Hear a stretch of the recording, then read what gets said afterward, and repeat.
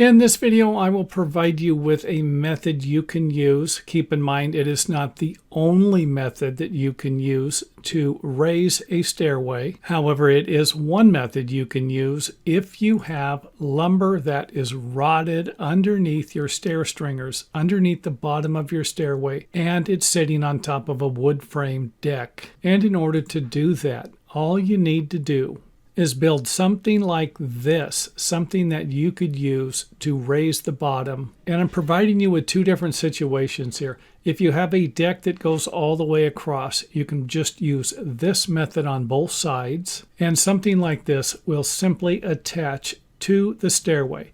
You're going to attach a board like this to the stringers, and this could always go on the inside of the stairway if that will work better for you. And we're also going to attach some type of a support board to this 2x4, and this can be a 2x4 if your stairway is not very big. If not, you might want to use something larger, 2x6, 2x8, 2x10. And we're going to do the same thing over here. We're going to attach this board to this one, this board to this one, and this board to the other side of the stringer, so that the bottom of each side can be raised enough to where we can slide another board underneath these boards here. And it's usually not going to require a lot to raise a small stairway. I've actually lifted them up before and put a small piece of plywood underneath the main support board. However, if you need a little more strength, grab a jack, raise one side, and then put your shim material underneath the support board, then move it over to the other side, and then raise it a little bit so that you can do the same thing by installing the shim. And I don't know why you would need to raise this over 3/4 of an inch. However, you might need to, depending upon how difficult it will be to make the repairs or to remove and replace any damaged materials. And if you need to, you might be able to leave the entire stairway intact